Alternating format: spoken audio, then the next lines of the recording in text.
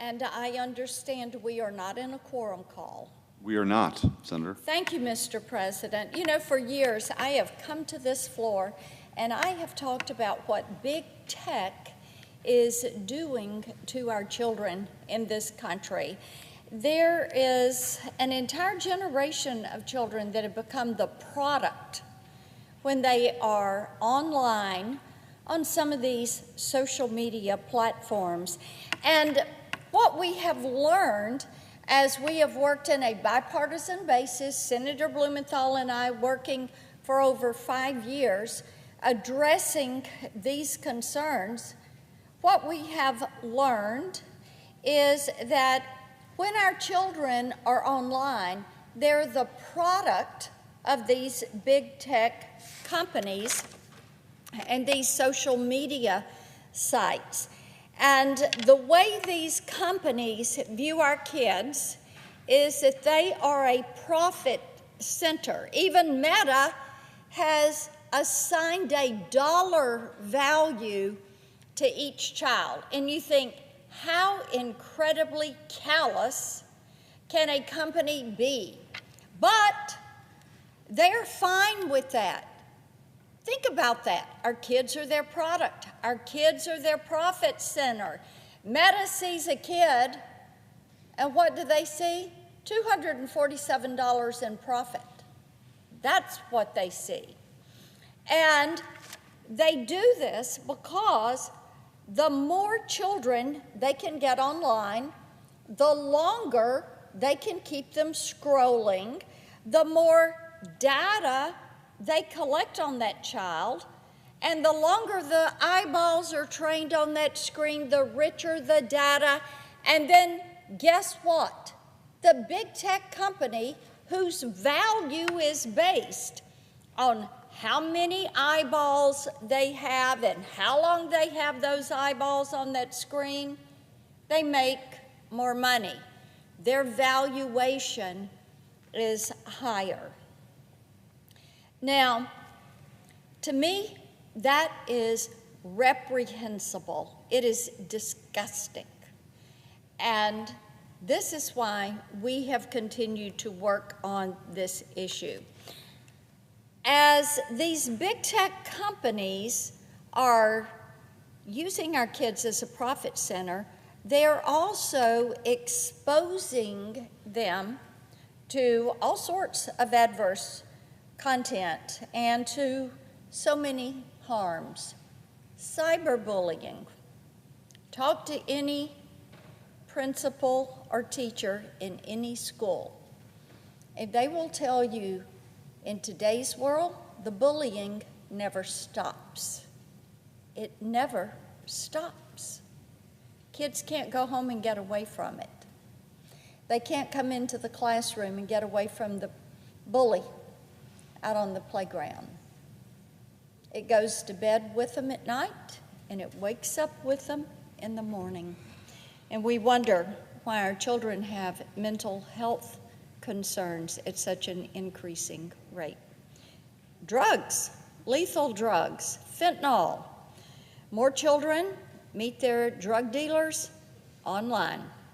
Sexual exploitation, where kids meeting traffickers and predators and pedophiles online. Human trafficking, and the list goes on and on.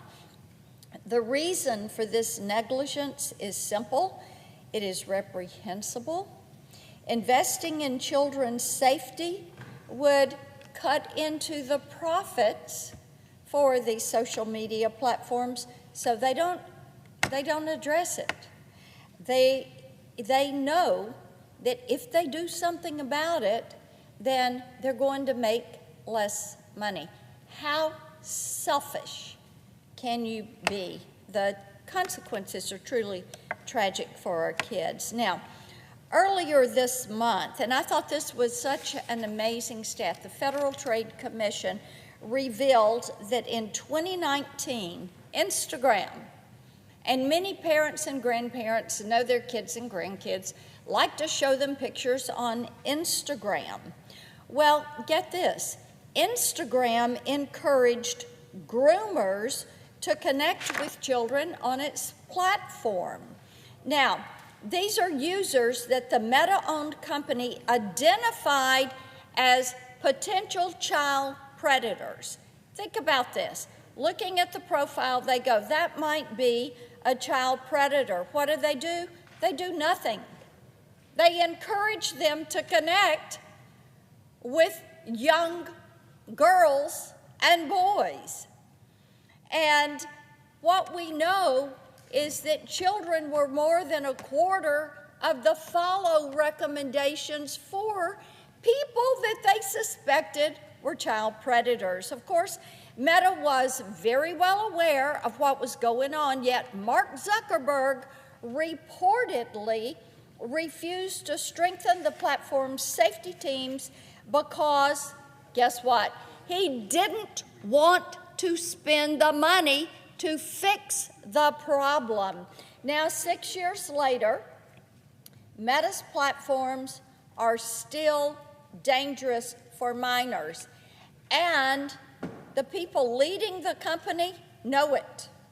On Facebook, Instagram, WhatsApp, AI chatbots have engaged in romantic fantasies with underage users, even carrying on explicit discussions of sexual acts with children. They know this is happening. Now, in one case that was reported in the Wall Street Journal last month, a chatbot emulating an adult man told a test user, this was a reporter who was a test user for the Wall Street Journal for the story on these chatbots. Now, the test user identified as a 14-year-old girl. So this chatbot, who was emulating an adult male, said, and I'm quoting, he would cherish her innocence, end quote.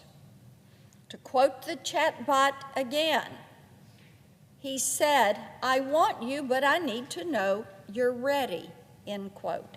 In another case, a chatbot played the role of a track coach who preyed on a middle school student.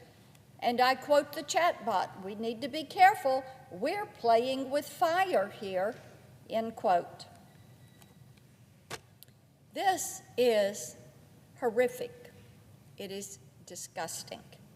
Anyone can see that it is repulsive and dangerous for our children, but for Meta, that was their goal. Get these kids in, get them using the chatbot. Even as employees of Meta warned that the chatbots could sexualize children, Zuckerberg reportedly pushed for fewer safeguards to attract as many users as possible. This is not something that was research done here in Congress. It's not something that was partisan. It was a reporter for the Wall Street Journal.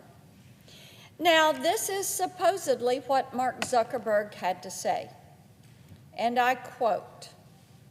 The quote is, I missed out on Snapchat and TikTok. I won't miss on this, is allegedly what he said. Now, while Meta is among the worst offenders when it comes to children's safety, they are not alone. I have talked many times, and my colleagues know, I've talked about Chinese-owned TikTok. The company is ByteDance. We know they keep all of our data there in Beijing, but TikTok pushed content that glorifies suicide to teenagers and developed some addictive algorithms that harm their mental health. Discord. On Discord, pedophiles have targeted minors with sextortion and have lured them into abductions. This is something we know. We have the information. It's not hearsay. Drug dealers have used platforms from YouTube to Telegram to sell lethal drugs like fentanyl to teenagers. fueling our nation's drug epidemic. The list goes on, and for years, my colleagues and I on the Senate Commerce Committee and the Judiciary Committee have listened to parents. We have cried with parents. We have held them close, parents from across the country who've lost their children to online harms. And for years, we've heard excuse after excuse after excuse from big tech CEOs about these tragedies that are happening every single day, but they don't do anything about it. The excuses go on and on. They know what's happening, but they choose profit over protecting our kids. So it cannot go on any longer. So today, Senator Blumenthal and I have reintroduced the Bipartisan Kids Online Safety Act, or KOSA, as we know it. This is crucial legislation. This is the legislation that will hold big tech accountable and make certain that parents and kids have the tools, the safeguards, the transparency that they need for young people to be protected in the virtual space. Now, among its provisions, the legislation will create a duty of care for online platforms to prevent specific threats to minors, including sexual abuse, illicit drugs, and the promotion of suicide and eating disorders. Bear in mind, the responsibility is on the online platform, and the duty of care would only apply to product features like algorithms, not content, meaning that KOSA would safeguard free speech while protecting our children. In many ways, KOSA is common sense.